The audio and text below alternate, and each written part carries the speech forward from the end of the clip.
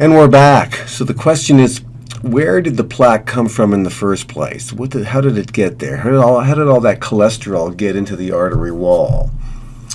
So let's take the top-down view of this. When you eat saturated fat and or trans fats and or there's cholesterol in the food you eat, there's a lot of cholesterol, of course, in organ meats and egg yolk as an example, that in the intestinal tract, they get absorbed in a lipoprotein called the chylomicron. So the intestinal epithelial cell will make this chylomicron lipoprotein, and it will then get absorbed into the lymphatic system, and it will get dumped into the bloodstream at some point, and in its travels through the bloodstream, you don't see it here, but you will see it in another review. The chylomicron can come in contact with fat cells in the body, and in the endothelial cells of the blood vessels around fat cells, they can be activated to secrete lipoprotein lipase, an enzyme that will hydrolyze the triglycerides in the chylomicron and allow the free fatty acids then to cross the membrane of the fat cell, where they will then be resynthesized into triglycerides. So in the chylomicron, when that's being formed in the intestinal epithelial cell, the fats that you eat are going to be assembled into triglycerides and put into the chylomicron, so a glycerol backbone with free fatty acid chains, that triglyceride. And then it gets the lipoprotein lipase enzyme is secreted that hydrolyzes those triglycerides in the chylomicron. So some of those free fatty acids will get into the fat cell and become triglycerides there, at least for the moment. And the same thing happens around muscle tissue. Muscle tissue can take some of the fats out of the chylomicron with the help of lipoprotein lipase, and those fats can be brought into the muscle, and the muscle will, through beta oxidation, will burn those fats as a source of ATP energy. But quite a few of the chylomicrons don't actually get their fats hydrolyzed here. They in fact end up traveling to the liver, and the liver will pick up the chylomicron and sort of bring it in through endocytosis into the hepatic cell. And once it's inside the liver cell, lysosomal enzymes will sort of break everything apart. So there'll be cholesterol now that's free, there'll be fatty acids and glycerol, there'll be amino acids, there'll be phospholipids as well, because the chylomicron is made out of all of those things. Protein shell around the outside, triglycerides in the center, phospholipids and cholesterol in the intermediate zone. And once inside the liver, then if the liver stores all this fat, then you'll develop fatty liver degeneration. So the liver is trying to safeguard against that. So the liver then wants to get that fat out of the liver, and it wants to send it to the fat cells, so the fat cells will store the fat, and the fat cells will get larger, of course. And it wants to deliver the fat to muscles, skeletal muscle, smooth muscle, and cardiac muscle, because all different types of muscle like to burn fat using beta oxidation. They're very good at it.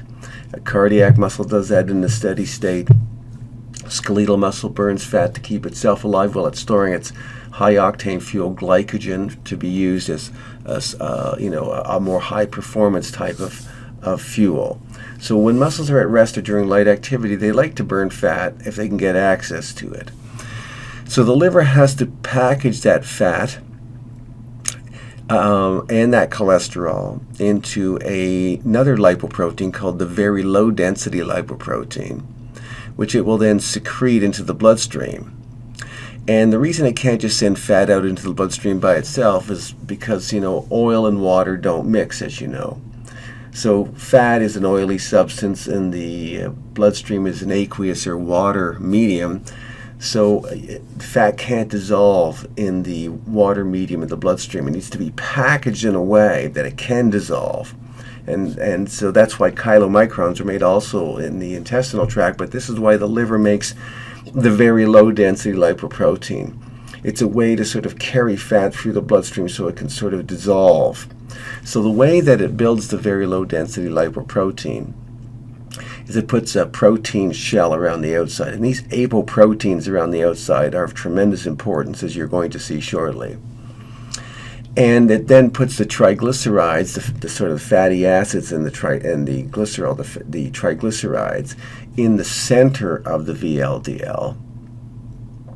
And then to make it float exactly right in the bloodstream, it needs to either synthesize cholesterol from acetyl coenzyme A, or it'll take some of the cholesterol that you consumed and use that cholesterol. But as a rule, when you eat a lot of saturated fat or trans fats, you turn on cholesterol production. And you turn it on from acetyl coenzyme A. So the more of these fats that you eat, the more you turn on cholesterol synthesis. And this really is the major turning point in terms of heart disease. If you eat a lot of saturated fat and trans fats, you're, as a rule, increasing the synthesis of more cholesterol than your body's going to need. And that at the end of the day, as you'll see, that cholesterol ends up getting deposited into the artery wall, leading to atherosclerosis. That's what we've been looking at. So this is really the turning point right here. So once there's a lot of saturated fat or trans fats in the liver, then it turns on cholesterol production. So the question is, what about when you have polyunsaturated fats and monounsaturated fats? Don't you have to synthesize very low density lipoproteins to carry those out of the liver too? Don't you need to turn on cholesterol production to carry those fats out of the liver? And the answer is yes, you do. You actually turn on cholesterol production when you have omega-3 fats from fish and polyunsaturated fats from vegetable oils and monounsaturated fats from olive oil. The same thing happens. The difference is that those polyunsaturated fats and monounsaturated fats also increase the ability of liver cells to clear cholesterol out of the bloodstream once the fat has been delivered. And that's the difference. The evidence shows that these polyunsaturated fats and monounsaturated fats don't raise blood cholesterol because they actually increase the synthesis of the LDL receptors that clear cholesterol from the bloodstream after the fat has been delivered. So we will see this shortly. Let's keep going. So now the very low density lipoprotein gets secreted into the bloodstream, and just like the chylomicron, when it comes close to fat cells, in the endothelial cells of the blood vessels around fat cells are prompted under normal circumstances, as you'll see, to secrete lipoprotein lipase enzyme, which hydrolyzes the triglycerides in the VLDL so that the free fatty acids can enter the fat cell and form triglycerides again. And you say, well, when you hydrolyze the triglycerides, does the glycerol also go into the fat cell? No, it doesn't. The adipose tissue cell will make glycerol from glucose. That glycerol can circulate back to the liver and become a source of glucose. That glycerol can be picked up by a number of different tissues and used for beta oxidation. It can be broken down via oxidative phosphorylation in the mitochondria to generate ATP energy. So that glycerol can go back to the liver and become a source of triglycerides again. So I think we covered this in a previous course, but just so we're clear that only the free fatty acids enter the fat cells from the VLDL. So then the same thing happens around muscle tissues. When the VLDL is in the vicinity of muscle tissues, lipoprotein lipase will hydrolyze the triglycerides. The fats will get into the muscle, diffuse through the membrane, and then L-carnitine will transport the long-chain fatty acids across the mitochondrial membrane so that beta oxidation can occur. So let's look at some of the things that can go sideways here. What if the liver has trouble making the protein shell around the outside? Remember that genetic defects manifest themselves as the inability of a gene to make a certain protein, right? So here's a protein right here, a protein that's an apoprotein around the VLDL. What if you can't make that protein correctly? Or what if you can't make the protein that stimulates lipoprotein lipase? Then if it doesn't work, then your triglycerides will build up in a significant way in your bloodstream.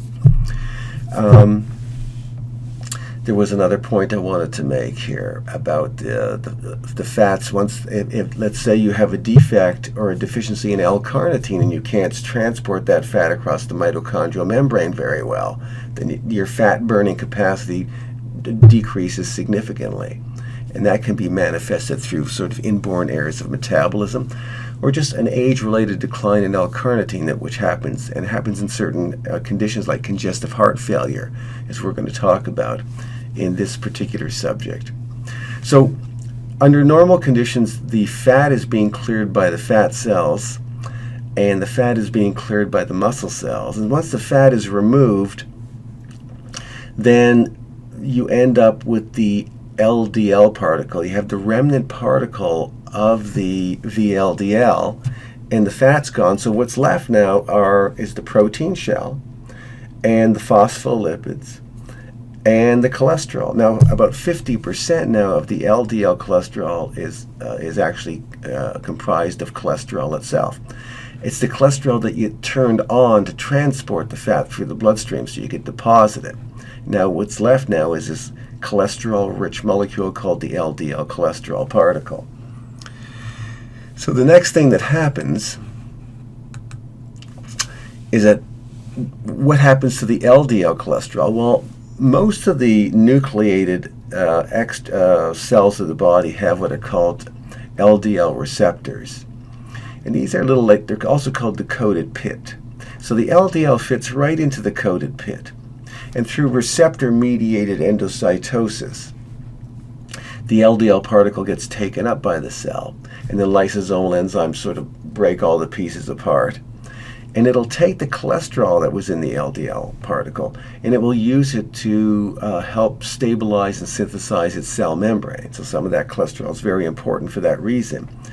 In certain organs of the body, like the testes, the ovaries, and the adrenal glands, cholesterol is used as the building block from which the body makes its steroid hormones. So to make testosterone and estrogen and progesterone and aldosterone and cortisone and cortisol, as we saw this in the course Theories of Aging. Cholesterol is the common building block to make all these hormones. So in those tissues, cholesterol is extremely important for the body to make its steroidal hormones. And then in the liver, some of the LDL will circulate back to the liver, and the liver can take that cholesterol up. And in an irreversible reaction, the liver can convert cholesterol into bile acids. And then when you store it in the gallbladder, when you have a meal, the bile acid is secreted into the intestinal tract to help emulsify fats. And many of those bile acids will, through the enterohepatic circulation, circulate back to the liver and can be used again. And some of those bile acids will actually go through the intestinal tract. When you have a bowel movement, you can excrete them. So let's just stop there for a second. Think about this. If there was some way you could convert more cholesterol to bile acids, and once the bile acids get excreted into the intestinal tract, if there was a magnet there that could cling onto them and drag them through the intestinal tract so they don't get reabsorbed back into the body, then you could excrete more bile acids. And when you're secreting more bile acids, you're excreting more cholesterol from your body. And as you secrete more bile acids through the fecal route, now the liver has a deficiency of bile acids. So when you have your next meal, it has to convert more cholesterol to bile acids. So it takes more LDL out of the bloodstream and converts it to bile acids. One of the ways that you lower cholesterol is by ingesting more soluble dietary fiber. Soluble dietary fiber acts like a cholesterol magnet and a bile acid magnet in the gut, clings to it so it can't be reabsorbed and go back into the bloodstream. So you excrete it through the fecal route. And when you do that, the liver runs out of cholesterol and it has to take more LDL out of the bloodstream. And as it keeps doing that day after day, your LDL cholesterol goes down, which is very important because LDL is the lipoprotein that is related to atherosclerotic plaque, as you're going to see right now.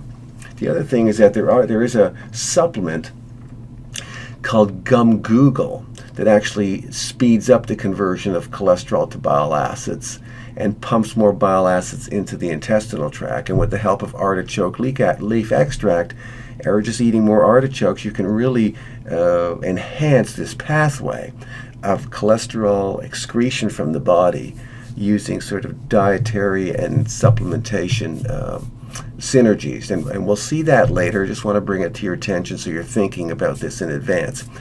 The other thing is that in the skin cells, cholesterol becomes vitamin D. First it becomes 7-dehydrocholesterol, and then upon exposure to ultraviolet light, certain wavelengths will convert that into vitamin D. And that cholecalciferol, which will then get secreted into the bloodstream, go to the liver, and become 25-hydroxycholecalciferol. That then goes into the bloodstream, and when we're measuring vitamin D in the blood, we're measuring 25-hydroxycholecalciferol. Remember that. And then that 25-hydroxycholecalciferol goes to the kidneys, becomes hydroxylated again to 1,25-dihydroxycholecalciferol, also known as calcitriol, which in the blood has a significant effect on enhancing calcium absorption and maintaining bone density and doing all those great things. But remember that a lot of other cells of the body, like prostate cells and breast cells and a whole bunch of other cells, have vitamin D receptors. When they take 25-hydroxycholecalciferol out of the bloodstream, those cells also have a hydroxylase enzyme that can convert the 25-cholecalciferol into 1,25-dihydroxycholecalciferol for their own internal purposes. They can't secrete that into the bloodstream, but for their own purposes, they can use that form of vitamin D to slow down the rate of cell division, make cells more mature and more differentiated, and those properties seem to help guard against the development of cancer. So cholesterol is serving all these functions, and LDL cholesterol is the main route through which cells of the body get their cholesterol. One exception is the brain. The brain makes its own cholesterol. We talked about this in Essentials of Nutrition and Metabolism, Part 1. Now, once the cells of the body have all the cholesterol they need, here's the thing. They stop making these LDL receptors. Right? They stop synthesizing them and they stop transporting them to the cell surface. So now any extra LDL cholesterol that you have floating in your bloodstream tends to float through the bloodstream for 3 to 5 days.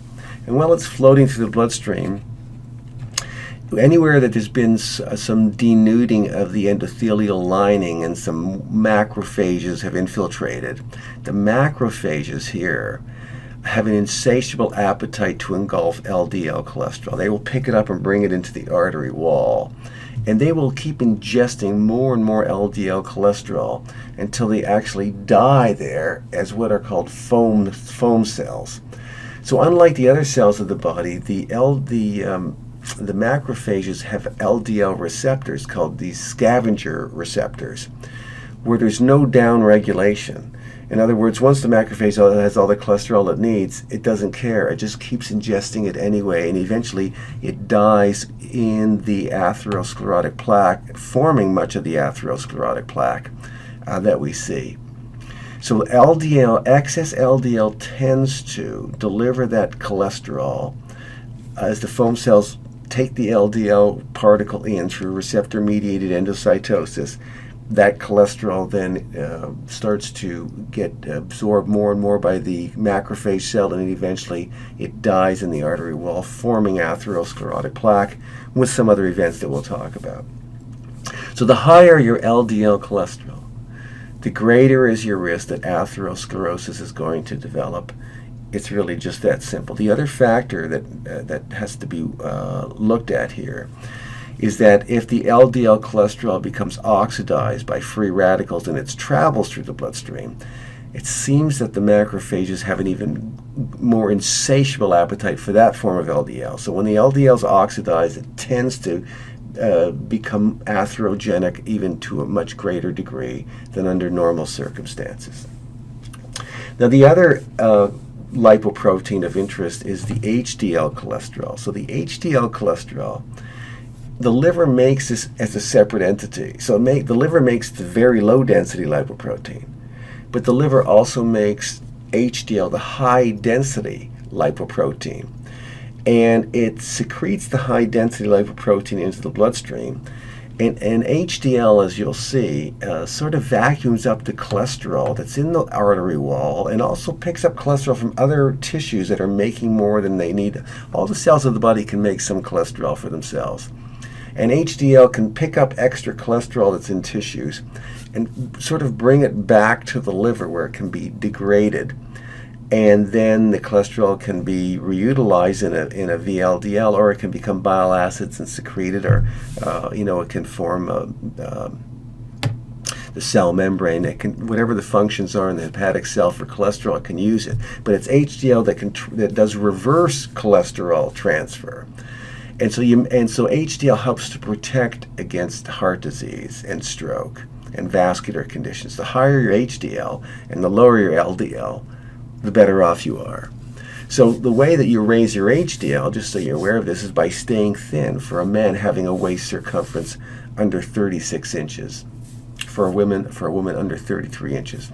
Doing aerobic exercise really helps.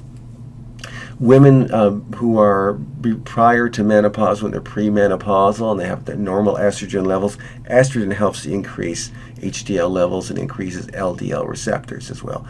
After menopause, when estrogen levels are dropping down, HDL often will drop down, especially if a woman is overweight.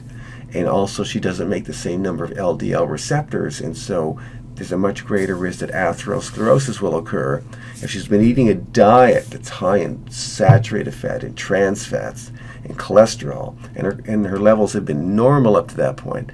After menopause, usually those lipid levels start rising. And in Canada and across North America, actually, heart disease is the leading cause of women over the age of 50 now. And it's largely due to dietary factors. So after 50, that protective effect is gone. So what you want, so there's a blood test called the total cholesterol to HDL ratio. You don't want that to be higher than 3 to 1. So when you say total cholesterol, what does that mean? What it means is this. If we just go back one slide.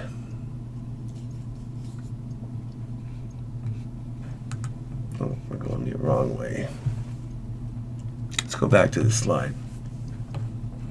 Of all the cholesterol that's in the chylomicron and in the very low density lipoprotein and in the low density lipoprotein and in the high density lipoprotein, if you take all that cholesterol, and there's a transition stage between the very low density lipoprotein and the low density lipoprotein. There's an intermediate one called the intermediate density lipoprotein.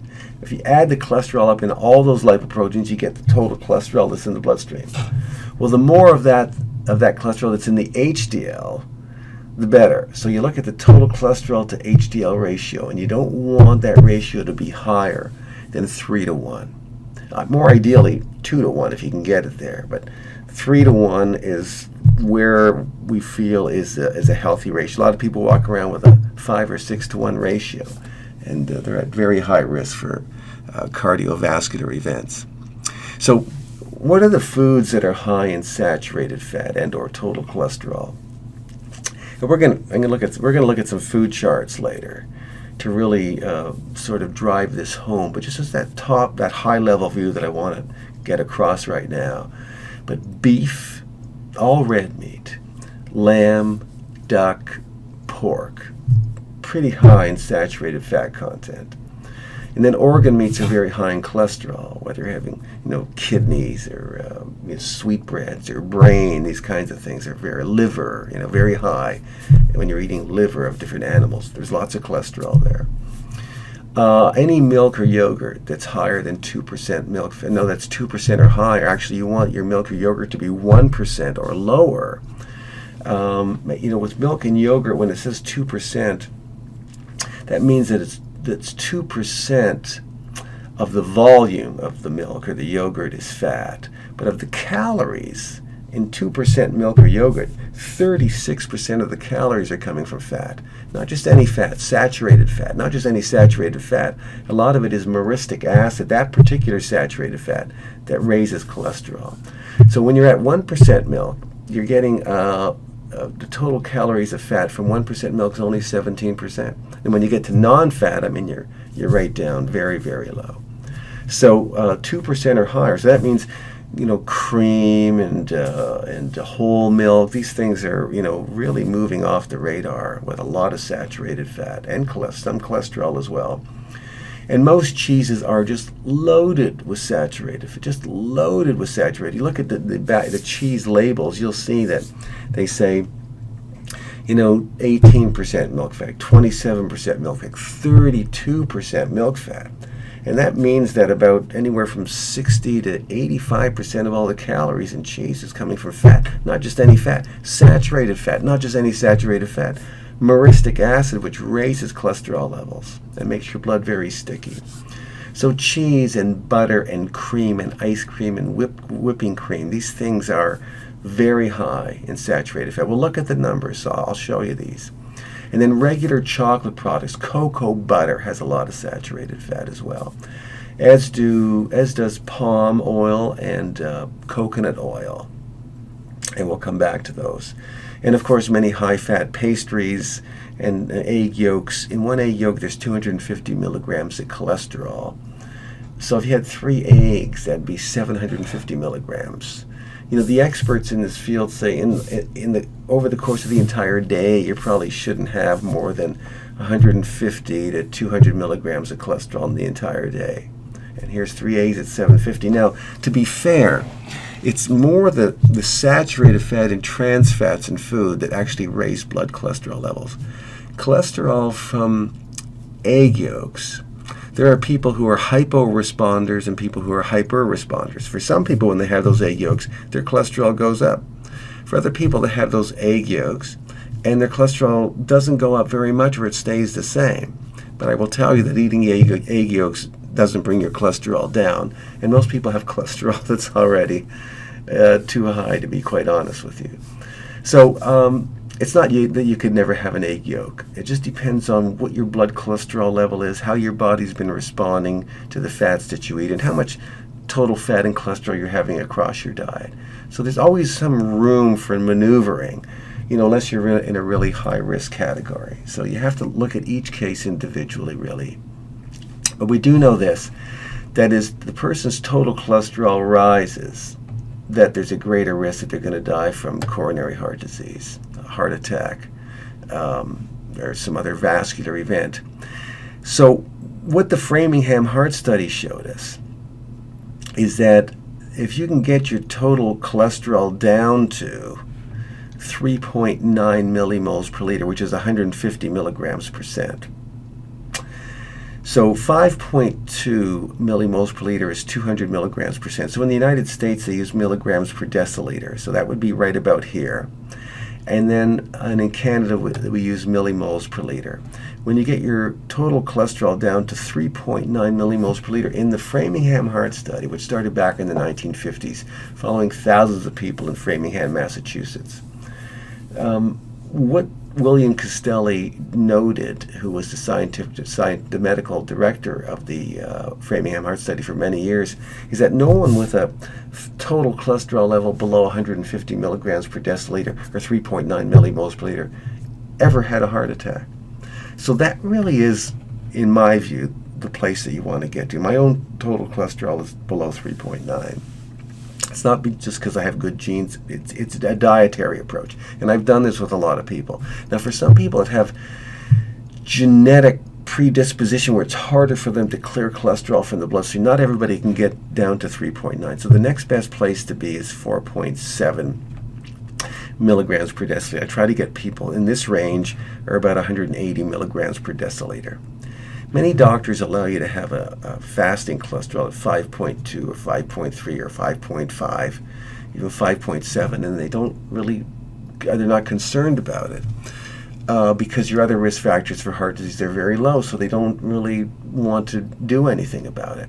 But people in this range that's considered sort of the medically accepted range have heart attacks and die. So if you really want to get into a zero risk situation, I would encourage you to try to get your own cholesterol below 3.9 or certainly below 4.7. And you do that with the patients and the clients that you see as well. I'm going to show you how you do that and what it really takes through diet and lifestyle to make it happen in most cases, with the understanding that there's a small percentage of people where their genetics are so bad that they need medication to get their cholesterol into the safe range. So generally, here's how you lower cholesterol, and then we'll revisit these details shortly. But you decrease the intake of saturated fats from foods, all the animal products we talked about, cocoa butter that's in chocolate products, palm oil, coconut oil, butter, mayonnaise, creamy salad dressings. A lot of people want to argue with me about coconut oil, but we'll come back to that. I'll show you the actual numbers here. And then you also have to decrease the trans fats. They raise cholesterol as much as the saturated fats do, and they lower HDL even more. So they're extremely dangerous. And then you want to increase soluble fiber, the type of fiber that drags cholesterol and bile acids through the fecal route out of the body. So certain fruits and vegetables, but particularly peas and beans, chickpeas, red kidney beans, soybeans, lentils, navy beans. They are just incredible how well they can lower cholesterol if they become a regular feature of the diet. And also, a heaping tablespoon of ground flaxseed each day, something that I do, or using psyllium husk fiber, 1 or 2 teaspoons 3 times a day for people with high cholesterol. Oat bran lowers cholesterol as well, lots of soluble fiber. And I'll just tip you off to this. We'll look at how artichokes work. But artichokes really have multimodal effects on lowering cholesterol and glucose as well. A lot of people have a high fasting glucose, which you can bring that cholesterol and glucose down by eating more artichokes, actually. So I think I'll just mention this one last slide before we take a break. When we look at the course Essentials of Pharmacology, we'll go into detail about this, but just so you understand that there are cholesterol-lowering drugs or lipid-lowering drugs that can lower cholesterol and or triglycerides. And they're in these 4 categories primarily. Statin drugs, which inhibit cholesterol synthesis in the liver. There are bile acid sequestrants. They work a lot like soluble dietary fiber. They just cling to bile acids and cholesterol in the intestinal tract, drag them through the body. Drugs like cholestyramine. Then you have fibric acid derivatives like and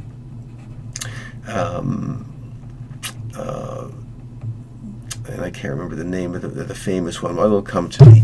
But what fibric acid derivatives do is they lower triglycerides. They think they stimulate lipoprotein lipase in a way that clears more of the triglycerides from the bloodstream.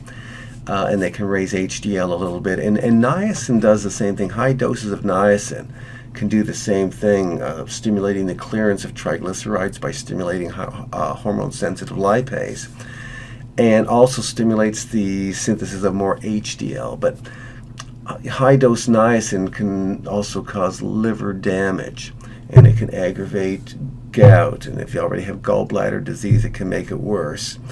So there's a lot of contraindication. It can also raise, create insulin resistance and actually be counterindicated in a diabetic. So when we look at Essentials of Pharmacology in that course, we'll spend some time with these drugs. They all do some fascinating things, but they all come with certain side effects and contraindications. So for instance, statin drugs can also block the production of cholesterol in the brain, which leads to memory loss. So one of the warning signs on the statin drugs like Lipitor and Crestor is that it can cause memory loss. It can also do damage to the liver and cause problems over time. And it can also cause a lot of muscle damage and muscle pain. So these drugs they can actually stimulate the onset of diabetes in people who are prone to it. I think it's like 1 in every 250 people who uses statin drugs, it triggers diabetes. So the idea is to try to use diet and lifestyle as best you can to get your lipid levels into the ideal range. So I think that we will leave it there. When we come back, we'll pick up the story and start to drill down into a few more details.